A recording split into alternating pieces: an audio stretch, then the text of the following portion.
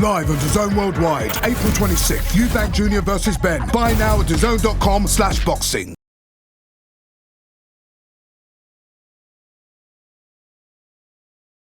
We're going to go ahead and talk about this Chris Eubank Jr. versus Conor Benn fight coming up on the 26th. A lot's been said about this fight. I know it's either you like it or you don't. From what I've seen from fans on Twitter, a lot of them have said hey, how with everything that's happened and surrounded, Conor, why are they going through with this fight? There's nothing at stake. Maybe, family reputation and pride and the beef between them. But there's no titles on the line. Benn is moving up, I believe, 2 weight classes to go and fight Chris Eubank Jr. I'm going to get the exact weight because I want to be accurate with it, but he is moving up weight classes to go and fight against Chris Eubank Jr. Do you like the fight, Abel? I think it's been too emotional leading up to it. But yes, it could be a fight in English, a special fight for England, for the names and for the families. But I think they've done too much showboating for this fight. All the stuff that's gone on, and I think it'll be a good fight because I think that they both have a chip on their shoulder and they both are decent fighters. I think that Conor fights bigger than his weight. I think that Chris makes a lot of mistakes and leaves himself exposed too often. Liam Smith caught him with some shots and was able to hurt him. So it's going to be an interesting fight. Even though Conor's coming up, Conor fights he fights bigger than whoever is in front of him. Yeah, he is coming up 2 weight classes. He normally fights at 47, but this fight's going to be at 160 pounds, which is, I believe, Eubank's closer to his natural weight. Yeah, because like I said, Conor fights bigger. Conor, he may be a 47-pounder. He fights like 60-pounders. His aggression, his strength, is much more demanding, demanding for an opponent than Chris is. Chris is more of a stand-up guy that just likes to box. But again, he makes mistakes. He drops his hands a lot. I don't like, and he may get caught. Yeah, when we look at this fight, Abel, and I have some categories I want to go over, but just. I was thinking overall, who should have the edge in this fight? And it's you hear that saying, a good big man always beats a good little man. And with Benn moving up 2 weight classes, should people be favoring Chris Eubank Jr. coming into this fight? I would favor Conor Benn. I would favor Conor Benn, one, because he's undefeated. He hasn't tasted that. He still wants that O. And Chris has already been knocked out. Chris already knows what it is to lose. Sometimes that makes a difference in the approach you take to a fight. How, Abel? Because you hear that all the time. How does that? Because you're so worried about losing that you're not winning. You're so worried about losing that you don't know how to win. You can't make yourself win. You're just skating by. And Conor hasn't tasted that. Conor is all about winning, so he's not afraid of losing. He wants to win. Where the other guy's mentality, in my opinion anyway, he's so concerned about losing that he doesn't win.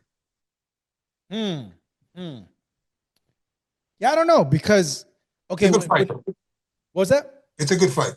It's a good, I think it's going to be a good action fight. Yeah, no, it's going to be a very, very entertaining fight. And I know Conor's going to come right at Chris Eubank Jr. the moment that bell rings.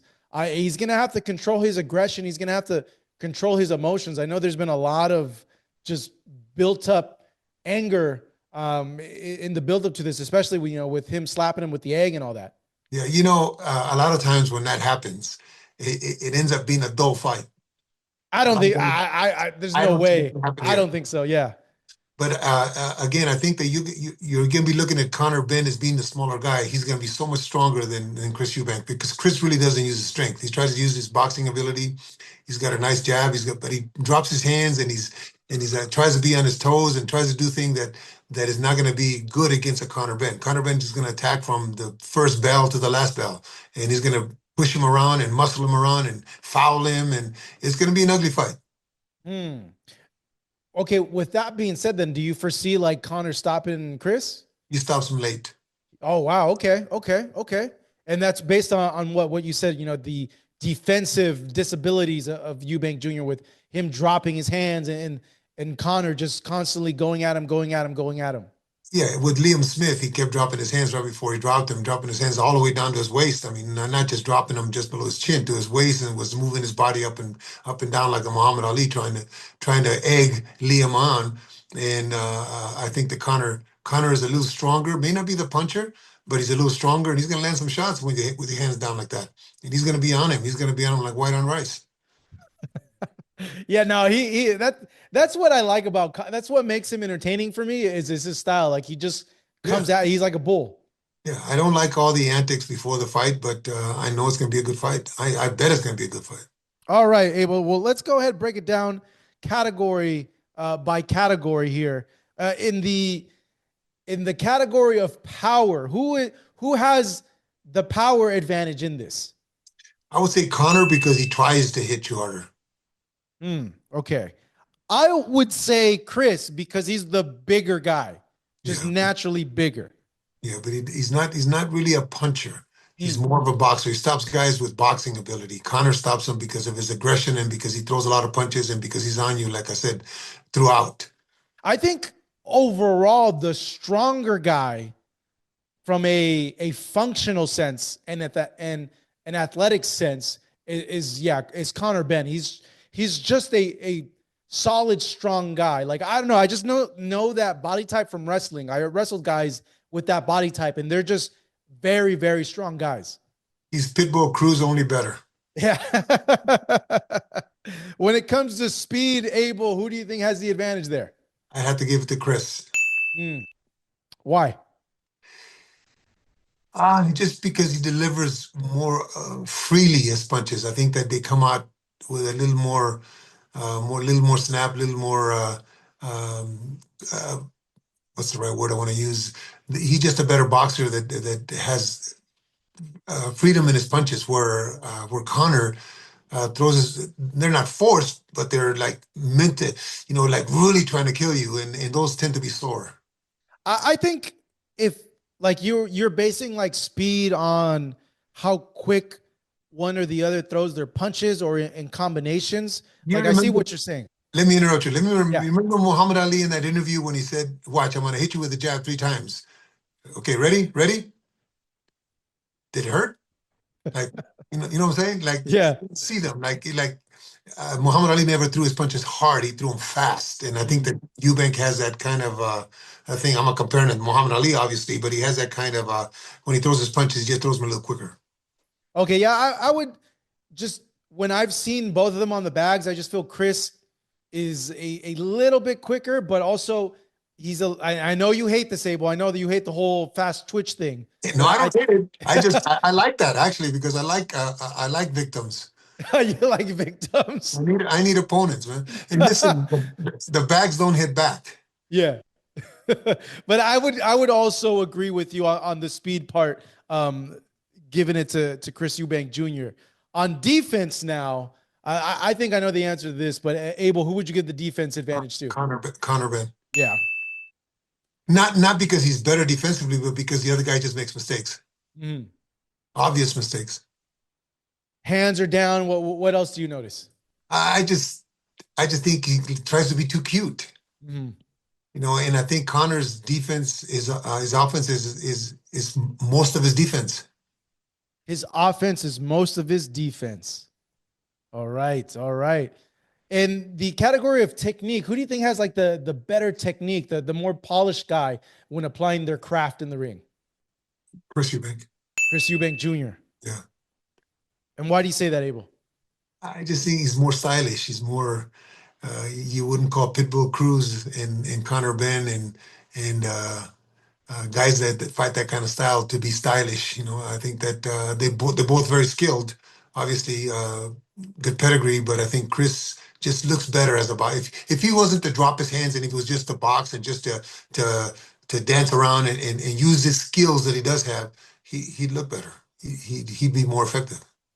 Well, so far that's two apiece. Yeah, between the two, it's a good fight, man. I'm telling you, it's a very good fight. The intangibles, their pluses and minuses, they're going to equal out.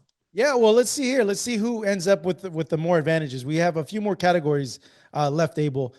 Footwork. Who do you think has the better footwork in there? Chris. Eubank Jr. Another one for Eubank Jr. Just because he's more fluid in there, right? Yeah, yeah. What about Ben's footwork? What do you think about that? Well, it's good. I mean, he doesn't trip over himself, but when uh, if you're looking at a boxing style, a boxer uh, in the mold of like I said, Benitez or Ali or Ray Leonard or Floyd Mayweather, they're very fluid on their feet. Obviously, I'm not comparing Chris to those people, but in Connor is a more of a stalker. Yeah, he's just lighter on his feet. Yeah, Like when you see Chris move around in the ring, I don't say Ben is more like a Canelo, right? Like a yeah, stalking type guy yeah, that when he steps forward, it's there's a reason for the way he's stepping forward is to plant all his weight and hit you with the hardest shot that he can hit you with. exactly. He's not boxing you. He's Yeah. trying to punish you. Okay. Chin Abel. Who has the Connor, solid whiskers? You're Connor, saying Connor. It didn't even take you a second, Connor. Connor. Why is that? Because of the knockout loss? Yeah, yeah. Obviously, the Smith is not the biggest puncher, and combination of things, putting his hands down, go ahead and put your chin out and hit me. You're not going to hurt me. But he's already been hurt. Connor hasn't been hurt. Yeah, that's true. I don't think off the top of my head, I don't think we've ever seen Connor get buzzed by a punch, actually. Well, I haven't watched him too many fights, but I've Yeah, never heard no. him Yeah, I don't. hit bust. Yeah, I don't remember him getting really, really buzzed. But like I said, like the big. Well, we'll get into the big X factor here. Moving on. Experience. Who has the more experience coming into this fight? Abel. Who has the experience advantage? Hmm. Oh wow, you're having to think about this. Yeah, I would have to go with Chris only because of his style that you get more out of. I think you get more out of a boxer as far as experience because you get to do a lot of the things that are required for his style, for his boxing style. Where Conor is more of 1, 2, 3 meat and potatoes, and the other guy is 1, 2, 3, 4, 5, 6, 7. Filet mignon. Uh, he just does more things that are gonna make you a more experienced fighter. I'm gonna give the experience over to Chris Eubank Jr. actually as well. Yeah. He's been boxing longer. He's had more fights. He's been boxing since when did he turn pro? Let me bring it up here. Since 2011. He's had more rounds under his belt. He's sparred more. He's been in yeah more bigger fights as well. He's fought in So you get to opponents. practice. So you Yeah, get to practice some of those things, and you get to become a better boxer. And you know that you become a better fighter by having to practice your craft. And I think he practices it more than Connor. Connor has a style that doesn't require a lot. yeah. How do you think Chris's experience is going to come into play in this? I think it'll make a difference, but his experience will get to his head, in my opinion, and he'll start doing those cutie things and may get caught. Connor's not going to back up. Connor's going to be in his chest. And if he gets a little sloppy, he's going to get caught. Hmm. I have a thought, but I'll tie it all up at the end. Ring IQ. Who has the higher IQ in there, Abel? I'd have to give him equal IQ. I think that Chris would be because of his experience, more fights and longer career, should be the smarter fighter in there, but he makes too many mistakes. Not maybe because he's trying to make those mistakes. In other words, he's dropping his hands on purpose. It's not like he's doing it. He makes mistakes trying to be offensive. He makes mistakes because he thinks he's better than what than maybe he is, or he doesn't have nothing in front of him, and he gets caught. Where Connor's IQ is. uh, consistent at one level. He's always in. If let's just say from 1 to 10, he's always an 8, and he's always going to be an 8. Where Chris can go from 9 down to 5 because he stops thinking and he gets sloppy. Where I think Conor Benn will be consistent with what he's doing in there. The next one, Abel, ring control. Well, in terms of, for me, like ring IQ, I would also say they're pretty much even. Like I haven't seen either or like have to fight something outside of their style, outside of how they know how to fight. Right. They're not Jaron Ennis, let's just say. Well, very few fighters are like Jaron Ennis. In the category of ring control, Abel, who do you give the nod to there? I'd have to go with Conor. Yeah. Yeah, he just fights bigger than he is. He's going to be on you. He's going to press you. He's going to cut you off. He's going to maul you. He's going to do a lot of things that to me is ring generalship. He may get caught, but he's going to be on you. So he's going to control. He's going to control the. Maybe Chris controls the center. Conor's going to control the ropes because he's going to push him against the ropes. Now, I 1000% agree with you, Abel. He's the guy. He's the general. He's storming in there. He's trying to cut the ring off. He's trying to force you either against the ropes or on a corner so he could plant and let go of his hands and really just put punches together on you. Like right. When I'm thinking of this fight, like I don't know. I try to like sometimes like play out a fight in my head because of like what I've seen from like tapes of like other styles. And I think it might be a thing on that 26 where we see Ben stalking and Chris moving around in boxing. Yeah, no, absolutely. That's what's going to happen. Now, if he catches but that's the thing. Like, is Chris good enough to keep him at the end of his jab and keep him away and just pepper him with punches? Maybe early, but I think that that catches up with him. The backpedaling and the having to work is going to catch up with him, and I think that'll be the Conor's advantage. Yeah. So the X factor, Abel, for you, what is the X factor in this fight? What would you say it's the one thing where you're like, man, I don't know because of this how this is going to go? Conditioning. Because Conor Benn's style is dependent on great conditioning, and we haven't seen at least him diminish in some of the fights, and he hasn't been beaten yet.